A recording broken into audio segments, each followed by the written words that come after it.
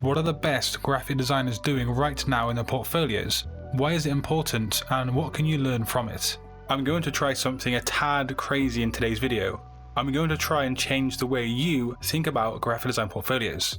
Let's first take a look at an award-winning branding agency, Rebrand. They are self-confessed Dutch masters when it comes to branding, and last year they won a global rebrand award for their branding project on Woon Wards.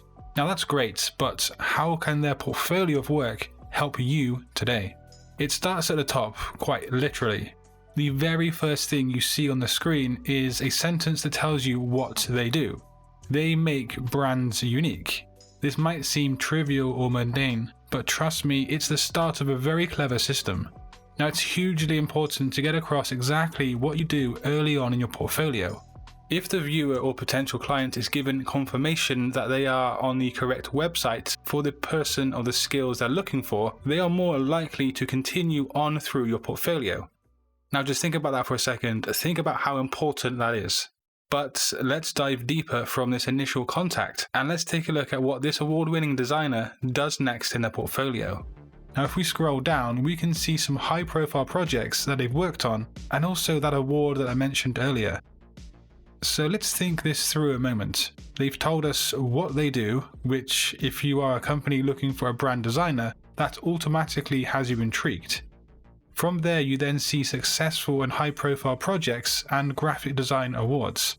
You are then likely intrigued further.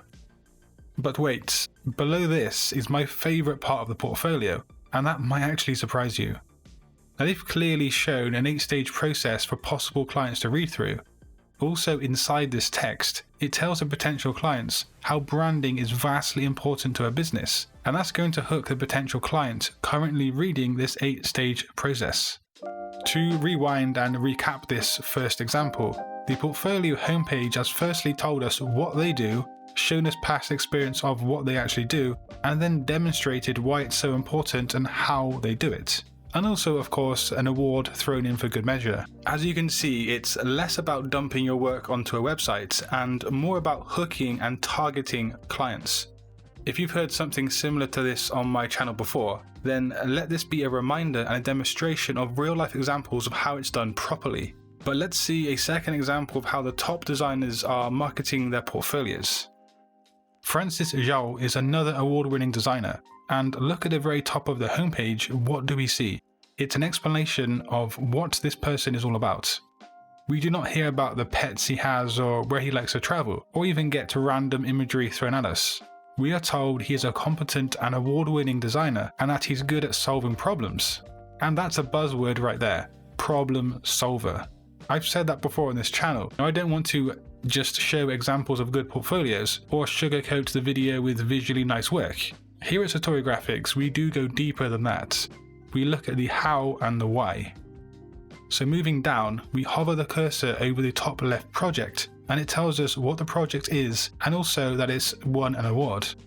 This section of preview text on the thumbnail helps the website user navigate things really easily. If I'm not interested in branding as a potential client, then I'll just move on to something else. But the award-winning aspect has caught my attention. You don't need to have won awards, but you do need to demonstrate your worth. Really think about this and listen carefully as we look at the next portfolio by Stefan Calvillo. Right out of the gate, we know he's a product designer, and he mentions that he works for Lyft. Lyft is a really large company, and so he's essentially just name dropping here, which is actually really awesome. It's effectively the same as mentioning that you've won an award. It's adding strength to the persuasion of any potential client looking to hire this person. So stop for a moment and think about yourself. Consider your design abilities, your skills, your accomplishments. What can you say or do at the start of your portfolio to strengthen your image as the right choice in the eyes of our clients? Obviously, these people we're looking at today are grabbing the top tier clients, and they likely are out of our league. But for the average designer out there, what can we do to gain trust and confidence? Now, if you've been a designer for a number of years, mention that you've worked for X amount of years and that's the experience you have under your belt. That's always a strong start, in my opinion. If you've worked for a notable client that has an existing website and might be known to a group of people, mention that too. If you have a huge social media presence as a graphic designer, that can work in your favor too because you have authority in the space. If you have a master's degree in graphic design, that's always a good thing to mention too. But you do get my drift here. Find your foot in the door that shows you are the right person for a potential client job and back that up with kind of authority. So to summarize, mention what you do early on. Narrow that down to a niche or a few niche things that catch the attention of the right people. Then add some flair by making yourself known to be better than most designers at that thing. Demonstrate problem solving and also competence. All of this should be designed in a well thought out portfolio, one with a running theme that expresses what you do. But if you want to learn more about portfolios or graphic design, just click a video on screen, and until next time, design your future today. Peace.